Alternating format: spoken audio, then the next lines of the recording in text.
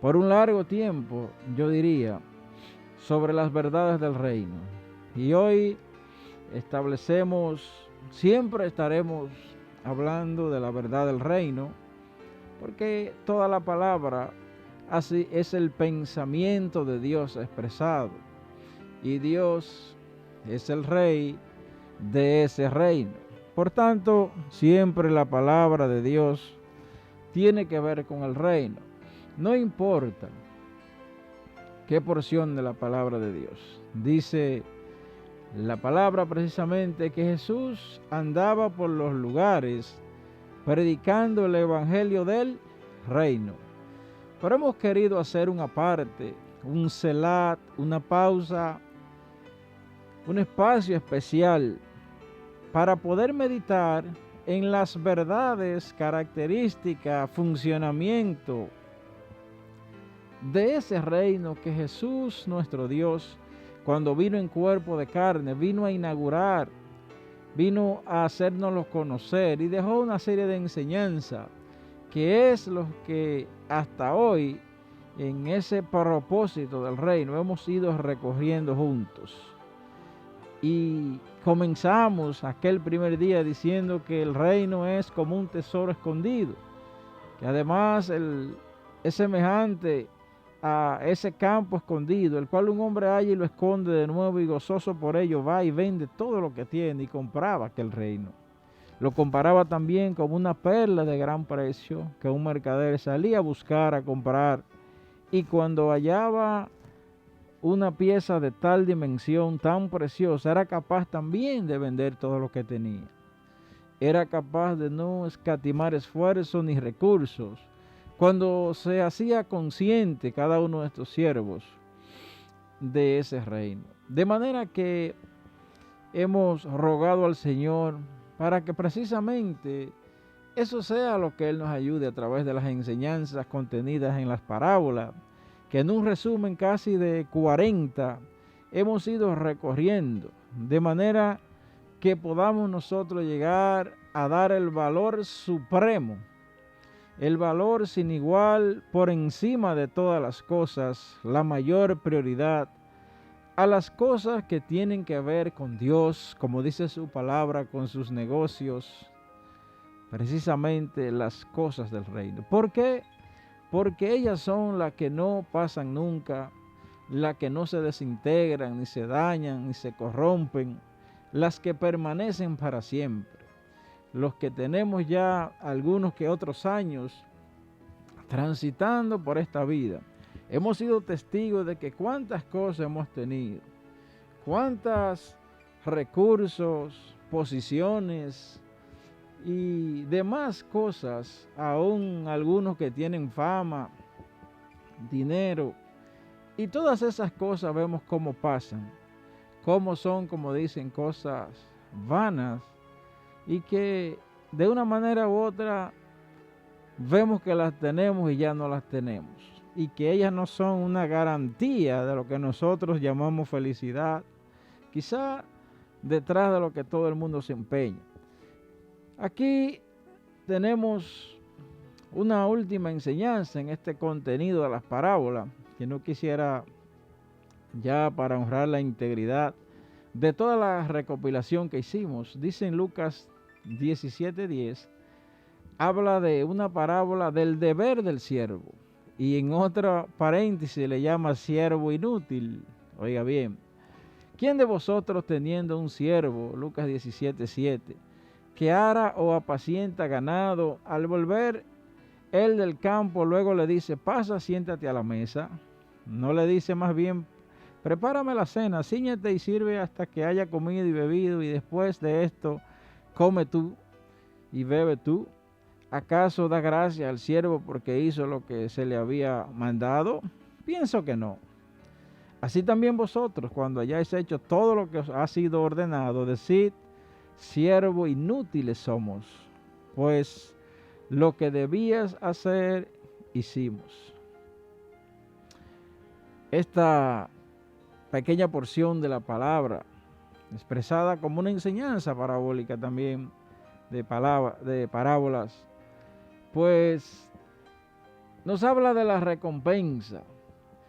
Y cuando vemos el término al que se refiere de siervo inútil, no es realmente como quizás vamos al español y encontramos la traducción de la palabra. No es en ese contexto. Y la prueba de ello es la cantidad de parábolas en las que el Señor mismo expresaba cómo veía la utilidad de un siervo que cuando viniera su Señor lo encontrara haciendo lo que tenía que hacer. Hablando en la parábola del dueño o el amo de la hacienda.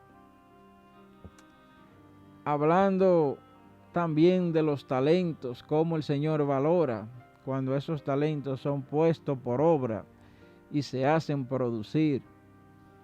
Así también cuando el hombre dispone el corazón para que la palabra produzca en ello y pueda dar frutos evidentes. Es decir, que por todas las palabras vemos como el Señor le dice, buen siervo y fiel, cuando ha sido útil al propósito. De manera que en este contexto nos usaba la palabra en la ocasión de la traducción de inútil, queriendo hablar de los méritos en cuanto al deber cristiano. Inútil aquí la traducción es sin méritos. Es diferente a que no es útil. Y un discípulo, mis hermanos, que obedece los mandamientos de Dios, lo que nos dice esta enseñanza es que no puede presentar algún reclamo especial por estar meramente cumpliendo con su deber. Es como cuando estamos en un trabajo y dice que la ley laboral, que un contrato es aquella relación donde yo ofrezco un servicio y soy remunerado por él. Y en la medida que recibo mi remuneración, se está honrando el pacto. Y bien, si hay métodos para la buena gestión del recurso humano, de la motivación, de crear el compromiso, etcétera, etcétera, y de que seamos reconocidos y quizás exaltados en su momento por el buen trabajo, pero cuando se cumple con lo que hemos acordado, no se está violando nada. Y aquí nos habla de que las recompensas de Dios, mis hermanos, son por gracia. No son por nuestros méritos. No tenemos mérito para presentarlo delante de Dios que sean suficientes para ser merecedor o que puedan superar lo que Él hizo por nosotros. Todo lo que podemos llegar a hacer, toda la sabiduría, todos los recursos que pueden llegar a nuestras manos es por la bendita gracia y misericordia de Dios. Y no hay nada debajo de los cielos para un hombre que pueda ser más grande y de mayor bendición y bienaventuranza que aquel hombre que es un dispensario de la gracia de Dios, que reconoce que todos sus méritos vienen precisamente por gracia, no por sus obras, porque aún habiendo hecho todo lo que hayamos hecho, apenas hemos llegado a hacer quizás lo que debíamos hacer. Y en ese tenor nos aborda esta última enseñanza, quizás que algunos la enmarcan o no dentro del contenido de todas las parábolas. Un siervo no debe esperar quizás los grandes elogios por su trabajo, porque el Señor tendrá memoria de ello.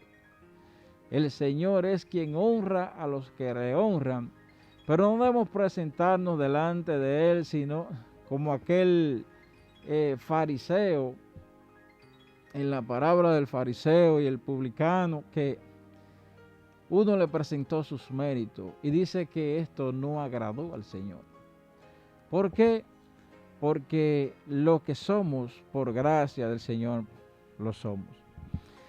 En ese tenor, mis hermanos, quisiera ya en esta parte final tratar de, en una palabra, parafrasear pues ese recorrido que hicimos en este cierre de este día, de lo que ha sido este conjunto de enseñanza, que rogamos al Señor nos haya permitido dar el valor supremo a las cosas del reino de Dios, a las cosas eternas, a las cosas que tienen que ver con Dios. Que en este tiempo de dificultades, que ya por casi 9, 10 meses hemos estado todos viviendo, siendo parte de Él, hemos visto cómo muchas cosas de repente eran, pero ya no son. Muchas cosas que costaron esfuerzo se han ido y hasta esfuerzo costará recuperarlas, si es la voluntad de Dios que sean recuperadas. ¿Cuáles son esas cosas que no importa el tiempo y la circunstancia, permean toda temporada, pasan de una temporada a otra, de una situación a otra y se mantienen ahí en firmeza con nosotros? Esas son las cosas que tienen que ver con Dios, con el reino de Dios. No hay una ocasión más propicia que la misma dificultad para meditar en estas cosas, mis hermanos. Para agarrarnos nosotros, como dice la palabra, de los cuernos del altar y permanecer en firmeza, anclado a las cosas que verdaderamente permanecen y que son las que nos sacian, las que llenan nuestras vidas. Hablamos entonces de que el reino debía ser en nosotros como el más valioso, y hablamos de la parábola del tesoro escondido, que él debía tener el valor supremo, como debía ser el reino como el más hermoso y valioso que una perla preciosa y de gran precio. Hablando de la parábola de la perla de gran precio. Meditamos en la enseñanza del mayordomo infiel, pero vimos cómo se destacaba la sagacidad y la astucia en esa parábola, porque él aprovechaba oportunidades presentes para lograr un objetivo futuro, para tener el favor de aquellos que le abrieran la puerta. Y el Señor, en obrando quizá de una manera no agradable a Dios, pero vio una intención del corazón de querer conquistar a toda costa algo donde él no se quería quedar fuera.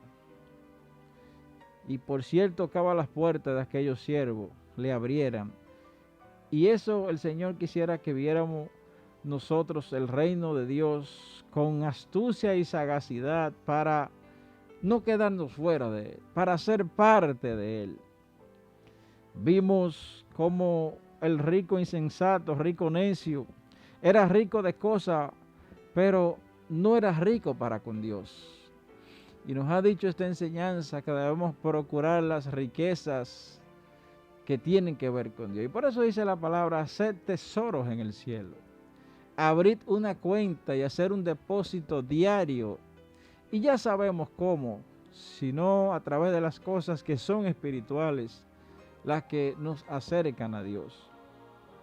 Ahí hablábamos del rico y de Lázaro, donde vimos que a veces se asumen actitudes ante las posesiones materiales y la relación con el paraíso, y donde después que meditamos pudiera ser ya tarde, porque todo nuestro corazón estaba puesto en las cosas materiales. Pero un día anhelaremos echar mano a aquellas verdades que nos fueron predicadas, que nos fueran compartidas, pero pudiera ser tarde. Hablamos de la parábola del perdón, viéndolo como un principio fundamental del reino. Hablamos de la parábola del sembrador, diferentes niveles de respuesta que vimos al obtener la palabra, que como la semilla representada caía en los corazones, y de acuerdo a la disposición del corazón se podían ver frutos evidentes al 30, al 60, al 100 por uno. Vimos el trigo y la cizaña, cómo Dios permitía que crecieran juntos y no mandaba separarlo, porque un día habría de llegar el tiempo donde habrían de ser separados. Dios obrando para que aún la cizaña pudiera ser convertida en trigo, y extendiendo los tiempos, para que todos lleguen al arrepentimiento y el conocimiento de Dios. Pero llegará un día en el que habrían de ser separados. Igual que la red, fieles y no íntegros conviven juntos, pero al final Dios permite la separación, la división. Vimos cómo a través de la parábola de la oveja perdida, la dracma perdida, el hijo pródigo, Dios se preocupa por el perdido y se goza con la recuperación, con el retorno de aquellos que andaban extraviados, de aquellos que andaban a espaldas de Dios y que hoy se reconcilian con el Señor. Vimos cómo el reino es como una semilla que crece y nos hablaba del carácter sobrenatural del crecimiento del reino.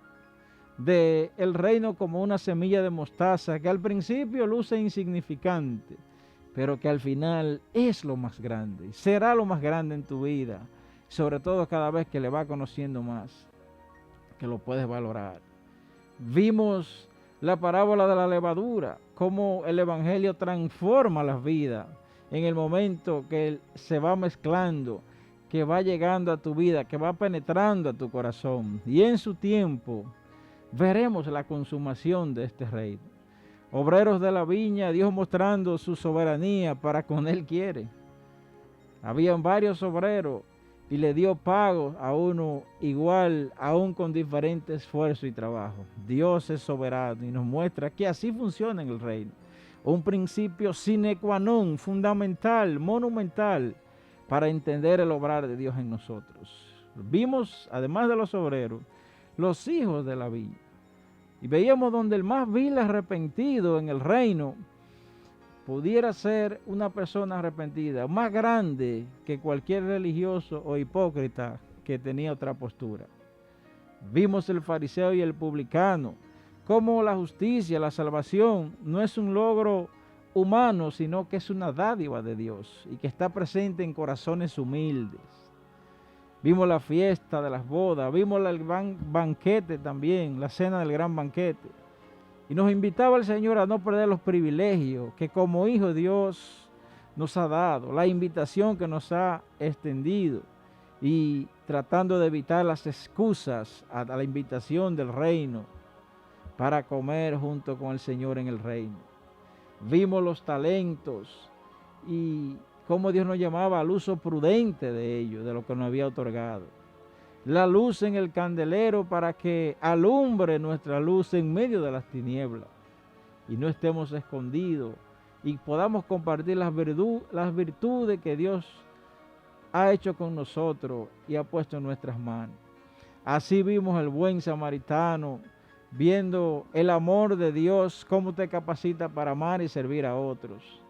La viuda y el juez injusto, para que no paremos de clamar ante Dios y veremos su justicia. Así, mis hermanos, tantas enseñanzas, hasta llegar a las últimas reveladoras, porque no tenemos el tiempo para recorrer las 40 una vez más, pero sí dejar en ti el mensaje de las últimas que arrancó con las últimas 5 o 6, con la higuera, donde ya el Señor nos hacía apercibido de los tiempos, de las señales que nos hablan de la consumación de ese reino, que no es más que el encuentro cara a cara con el Señor, donde los tiempos evidencian que así como se muestra ya las hojas de los árboles, es porque el verano está cerca. Y nos hablaba en las demás parábolas de una actitud ante estos tiempos que es de mantenernos velando y orando, tan prudente como aquellas 5 vírgenes, así como el siervo fiel, así como el siervo que sabe lo que tiene que hacer.